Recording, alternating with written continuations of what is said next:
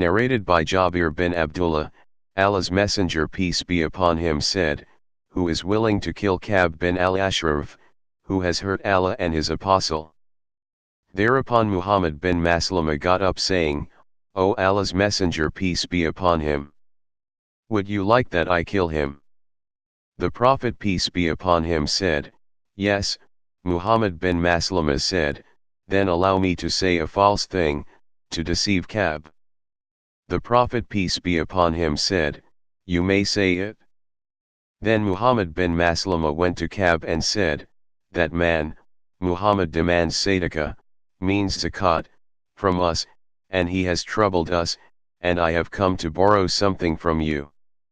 On that, Ka'b said, By Allah, you will get tired of him.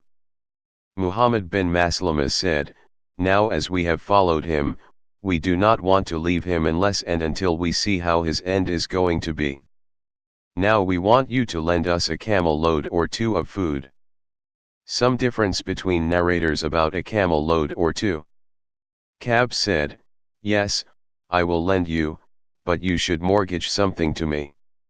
Muhammad bin Maslama and his companion said, What do you want? Ka'b replied, Mortgage your women to me. They said, How can we mortgage our women to you, and you are the most handsome of the Arabs? Ka'b said, Then mortgage your sons to me. They said, How can we mortgage our sons to you? Later they would be abused by the people saying that so and so has been mortgaged for a camel load of food. That would cause us great disgrace, but we will mortgage our arms to you. Muhammad bin Maslama and his companion promised Ka'b that Muhammad would return to him. He came to Ka'b at night along with Ka'b's foster brother, Abu Nayla. Ka'b invited them to come into his fort, and then he went down to them. His wife asked him, Where are you going at this time? Ka'b replied, None but Muhammad bin Maslama, and my foster brother Abu Nayla have come. His wife said, I hear a voice as if dropping blood is from him. Ka'b said, They are none but my brother Muhammad bin Maslama, and my foster brother Abu Nayla. A generous man should respond to a call at night even if invited to be killed.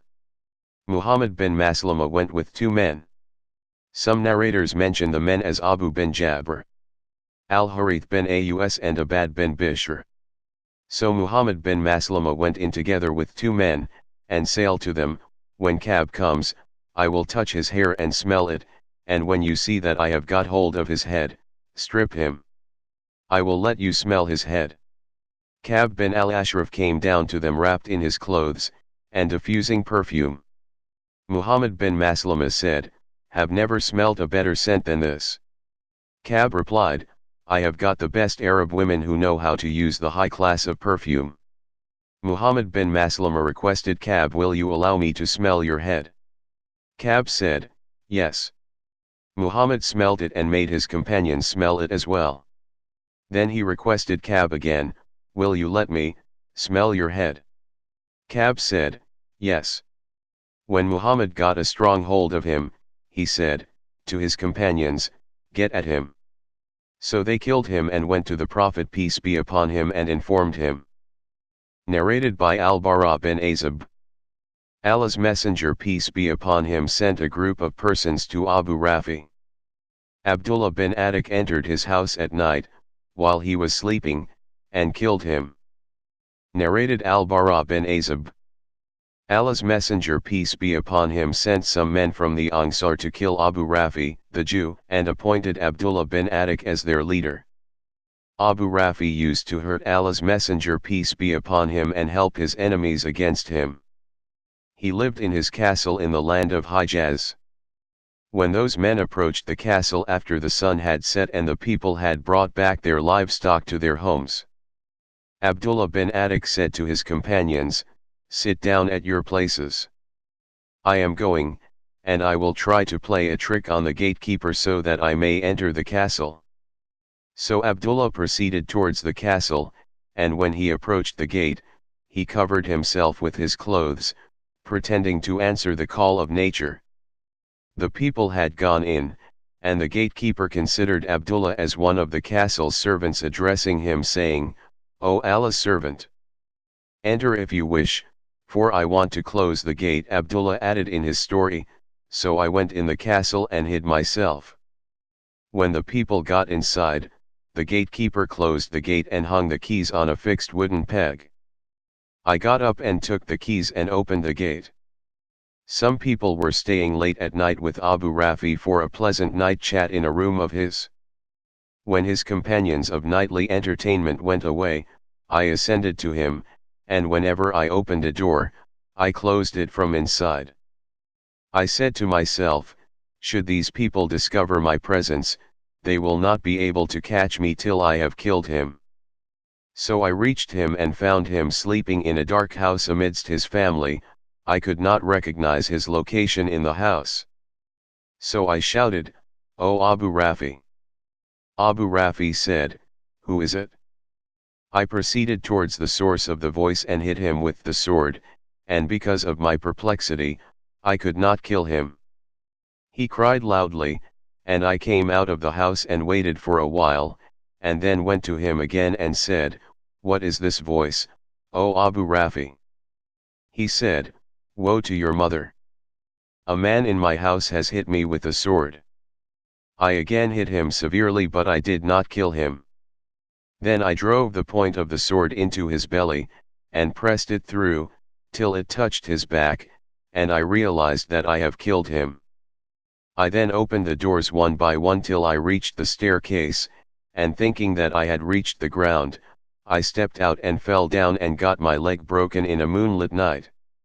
I tied my leg with a turban and proceeded on till I sat at the gate, and said, 'I will not go out tonight till I know that I have killed him.' So, when early in the morning the cock crowed, the announcer of the casualty stood on the wall saying, 'I announce the death of Abu Rafi, the merchant of Hijaz.' Thereupon I went to my companions and said, 'Let us save ourselves, for Allah has killed Abu Rafi.' So I, along with my companions, proceeded, and went to the Prophet peace be upon him and described the whole story to him. He said, 'Stretch out your broken leg.'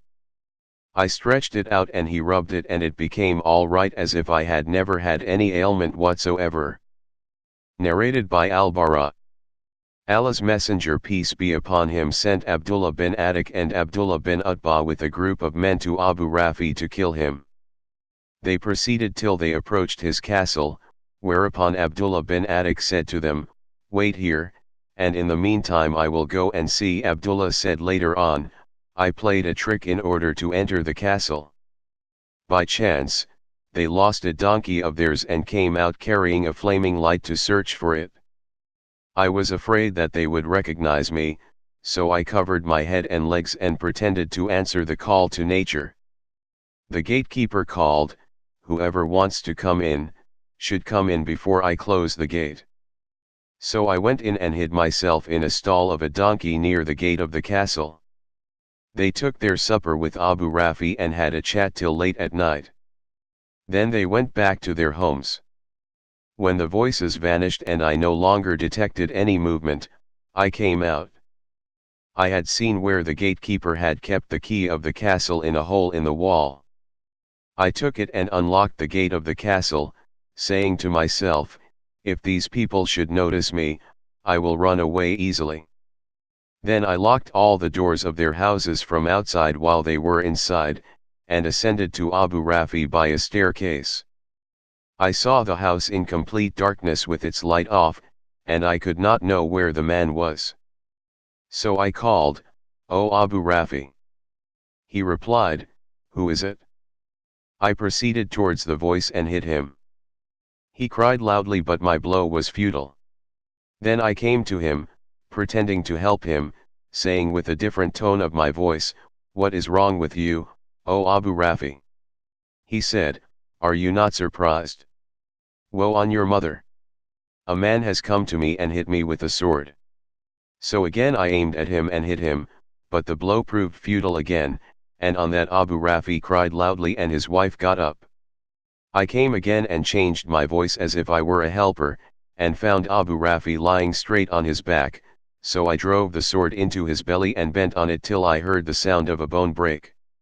Then I came out, filled with astonishment, and went to the staircase to descend, but I fell down from it and got my leg dislocated. I bandaged it and went to my companions limping. I said to them, "Go and tell Allah's messenger peace be upon him of this good news, but I will not leave this place till I hear the news of his," means Abu Rafi's death. When dawn broke, an announcer of death got over the wall and announced, "I convey to you the news of Abu Rafi's death." I got up and proceeded without feeling any pain till I caught up with my companions before they reached the Prophet peace be upon him, to whom I conveyed the good news.